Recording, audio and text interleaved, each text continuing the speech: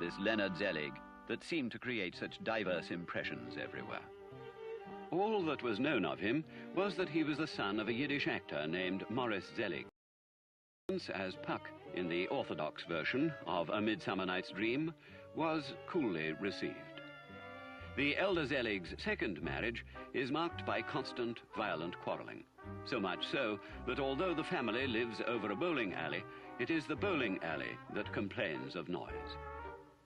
As a boy, Leonard is frequently bullied by anti-Semites. His parents, who never take his part and blame him for everything, side with the anti-Semites. They punish him often by locking him in a dark closet. When they are really angry, they get into the closet with him. On his deathbed, Morris Zelig tells his son that life is a meaningless nightmare of suffering, and the only advice he gives him is to save string. Though Brother Jack has a nervous breakdown, and Sister Ruth becomes a shoplifter and alcoholic, Leonard Zelig appears to have adjusted to life. Somehow, he seems to have coped. And then, suddenly, increasingly strange behavior.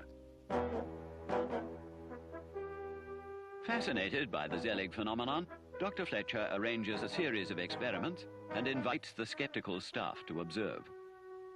With the doctors watching, Zelig becomes a perfect psychiatrist.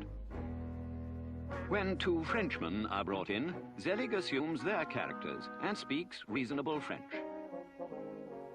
In the company of a Chinese person, he begins to develop Oriental features. By now, word has gotten out to the press, and the public, thirsting for thrills and novelty, is immediately captivated. The clamor is so great that Dr. Alan Sindel is forced to issue a statement. We're just beginning to realize the dimensions of what could be the scientific medical phenomenon of the age and possibly of all time. Fresh stories roll off the press every day about Zelig and his puzzling condition. The doctors claim to have the situation in hand. No two can agree on a diagnosis. I'm convinced that it's glandular in nature, and although there's no evidence now of any misfunction, I'm sure that further tests will show a problem in the secretions.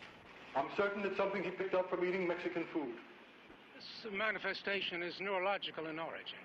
Now, this patient is suffering from brain tumor, and I should not be surprised if within several weeks he died. Now, we have not as yet been able to locate the tumor, but we're still looking. Ironically, within 2 weeks' time, it is Dr. Bersky himself who dies of a brain tumor. Leonard Zelig is fine. Throughout the weeks of testing and speculation, Eudora Fletcher begins to feel that the patient might be suffering not from a physiological disorder, but from a psychological one. It is Zelig's unstable makeup, she suggests, that accounts for his metamorphoses. The governing board of doctors is hostile to her notion. They conclude that Zelig's malady can be traced to poor alignment of the vertebrae. Tests prove them wrong and cause a temporary problem for the patient. Now the press and public hang on every bit of news, thoroughly absorbed in the real-life drama. The continuing saga of the strange creature at Manhattan Hospital goes on. This morning, doctors report, experiments were conducted and several women of varying types were placed in close proximity to the subject, but no change occurred, leading authorities to conclude that the phenomenon does not occur with women. Later today, doctors will be experimenting with a midget and a chicken.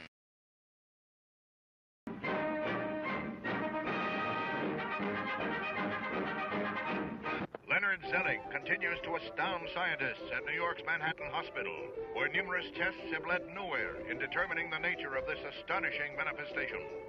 He is confronted by two overweight men at the request of the doctors.